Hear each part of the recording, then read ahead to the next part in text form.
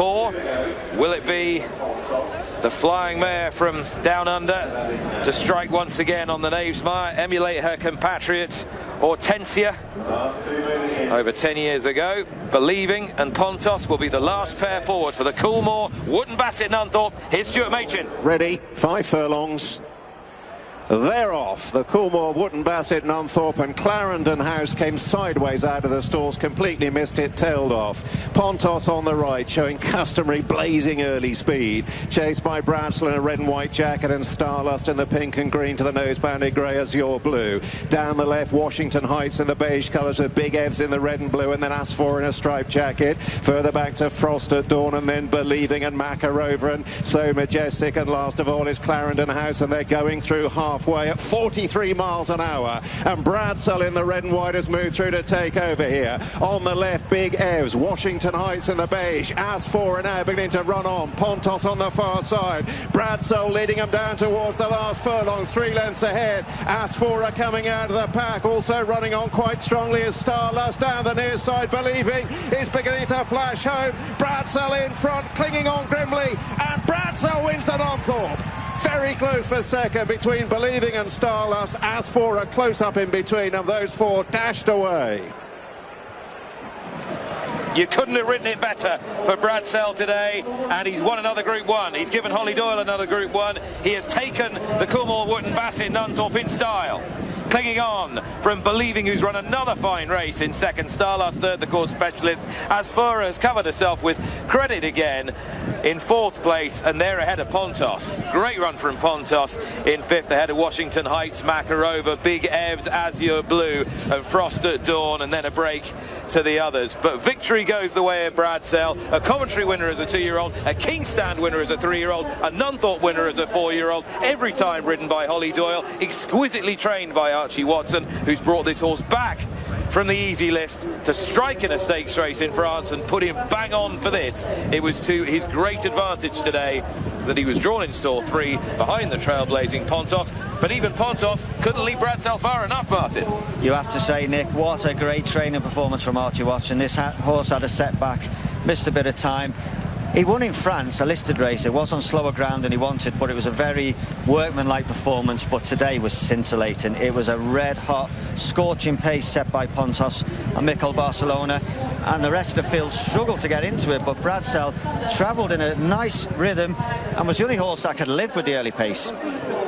Brilliant performance from Bradsell. Always a quality horse. He's been to York twice before, when he wowed everyone by breaking his maiden here by about 9 lengths, and then here last year when a little unlucky in this race. Yeah, he ran 3rd on the wrong side of the track, and he was very much on the right side of the track today, and he got the perfect lead from Pontos. The only thing that they probably wanted was Pontos to carry him a little bit further than he did, because he got there and Holly Doyle was absolutely swinging off him at the start. Clarendon House missed Clarendon House completely blows it, and you've got no chance from there. But Pontos is away and gone, and Holly Doyle keen to just get on the back of him and see how long he carries. Starlust also goes that way, and they've very much been involved in the finish. Big Evs is furthest across this way, and I know Believing has run really well off a similar part of the track, but he hasn't run his race, and I think part of it has to be track position. And he disappointed in this race last year. Admittedly won a 2-year-old, but even though he won a small race here at the beginning of the season, Mick Appleby was just casting doubt about whether he'd be as effective here. It's a track that really should suit him, but I don't think this has suited him today. This is like it's more like a run from last year where he didn't get into the race properly and a term finishing effort. But as you said, towards the near side, Believing does run on really well. She's so tough, isn't she? And she's had a great season, and I think they would have very much, looking back on it, be thinking if they could have just been on the other side following those through, then maybe they'd have been a bit closer still. But to be honest, I just think the best horse on the day won it. He is a very, very good horse. He is a past Group 1 winner at this distance, and he was good enough to hang on from the 4-time Group 1 winner Highfield Princess in the King's Stand last year. Yeah, he's a bona fide winner of this race. He's a proper Group 1 horse. Absolutely. I've got to touch on Believe Him. You watch the pale blue colours. Ryan Moore was niggling virtually from the gates. She could not cope with the speed, Believe Him, but she did finish strongly. Big F's for me, Chris. I know the track position, the draw, but he just didn't perform. Look at the horse Asphora. What? She's 3 widths away from him, and he's always ahead or ahead in front of her or ahead behind her, and he's miles behind her. He has not ran to form. I can't have it that it's the stall position, because we look here, look how far away he is from Asphora. It can't be that much slower. The ground underneath Big Ev's cannot be that much slower than the ground underneath Asphora. Just don't think he's performed for whatever reason. The mare's ran a mighty race staying on, but Bradsell was the only horse that could live with the early pace and then go again. I thought it was a special performance, and I thought Starlust ran another great race on his favoured York.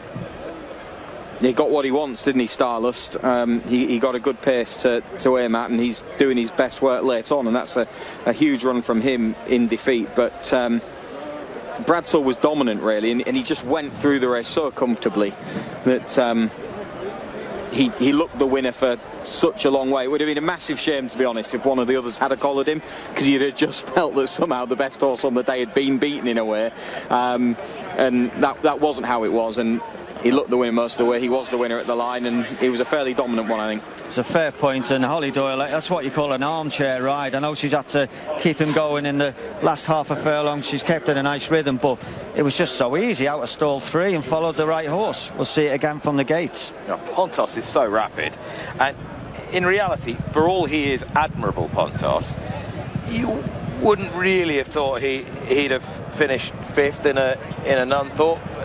He definitely has been helped by where he's raced, I think. Given that Bradsell has claimed him quite readily, you'd have thought, well, he's going to be a retreat now. In fact, he's beaten more than have beaten him.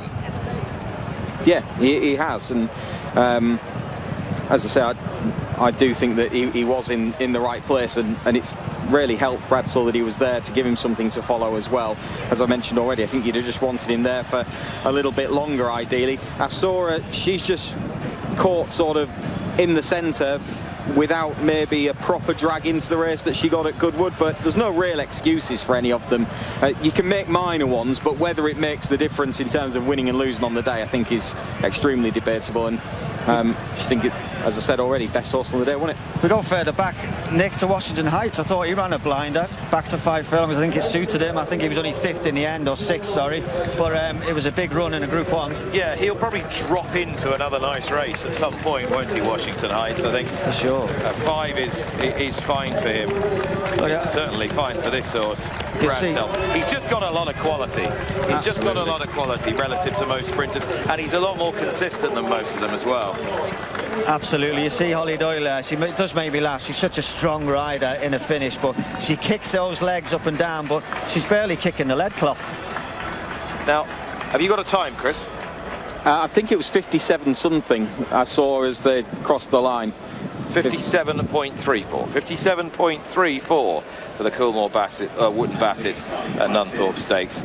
A fair way outside Bat Ash's track record. Bradsell's top speed 43.93 miles an hour. In a crosswind. In a crosswind, yeah. The sectionals coming in. The fastest furlong was Bradsell's 2nd at 10:28.